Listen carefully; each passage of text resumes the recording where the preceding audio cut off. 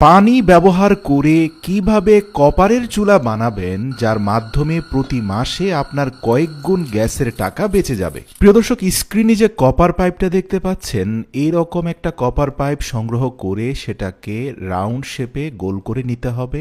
মনে রাখবেন, কপার পাইপের অগ্রভাগটা আপনাকে ব্লক করে দিতে হবে যেন সেখান দিয়ে কোনো গ্যাস বের হয়ে না যায়। এরপরে পুরো পাইপটাকে 3 বার মুড়িয়ে নিয়ে যে কোনো একটা পাশে প্রতিটা রাউন্ড সার্কেলের মধ্যে 4টা করে হোল করতে হবে। সুতরাং 3টা সার্কেলে 12টা হোল হয়ে গেলে আপনাকে এই কপার পাইপটা স্থাপন করার জন্য একটা পাতলা কাঠের উপরে 4টা ক্লাম অ্যাডজাস্ট করতে হবে। প্রিয় দর্শক, স্ক্রিনে আপনারা যে ক্লামগুলোকে দেখতে পাচ্ছেন সেগুলোকে আমরা স্ক্রুর সাহায্যে কাঠের মধ্যে শক্তপোক্তভাবে লাগিয়ে দিচ্ছি। আর এই দুটো ক্লাম লাগানোর পরে অপোজিশনেও আরও দুটো ক্লাম লাগানো হয়েছে এবং এই ক্লামগুলোর মিডল পার্টে নাট সহ একটা বোল্টকে এমনভাবে লাগানো হয়েছে যার অগ্রভাগটা ভেতরের দিকে বের হয়ে আছে। মূলত এই 4টা ক্লামের 4টা স্ক্রুর মাথায় আপনাকে কপারের পাইপটা স্থাপন করতে হবে। এবার আসুন ভিডিওতে দেখানো দুটো প্লাস্টিকের বক্স নিয়ে নিন, যেগুলোকে খুব শক্তভাবে আটকে দেওয়া যায়।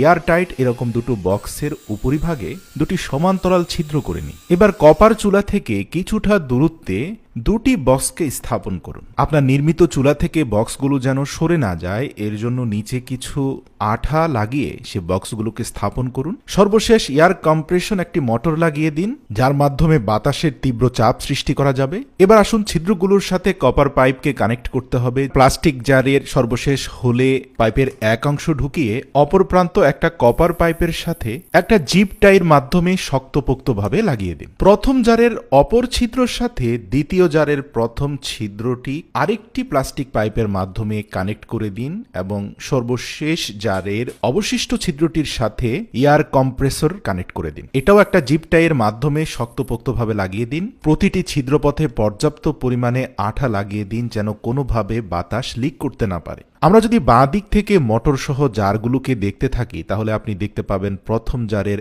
একটা পাইপ কানেক্ট রয়েছে মোটরের সাথে, দ্বিতীয় পাইপটা কানেক্ট রয়েছে প্রথম জারের সাথে, প্রথম জারের অপর পাইপটা কানেক্ট রয়েছে কপার পাইপের সাথে। এবার আসুন এই মোটরটাকে একটা ব্যাটারির সাথে কানেক্ট করাতে আমরা প্লাস মাইনাস তারগুলোকে সংযুক্ত করে দিই। পাওয়ার সোর্স হিসাবে একটা ব্যাটারি কানেক্টরও সংযুক্ত করে দেওয়া হয়েছে। এবার আসুন সর্বপ্রথম জারে আমরা 1 গ্লাস পরিমাণ বিশুদ্ধ পানি ঢালবো। তারপরে খুব মজবুতভাবে এয়ারটাইট ঢাকনাটি লাগিয়ে দিয়ে দ্বিতীয় জারের মধ্যে আমরা 1 গ্লাস পরিমাণ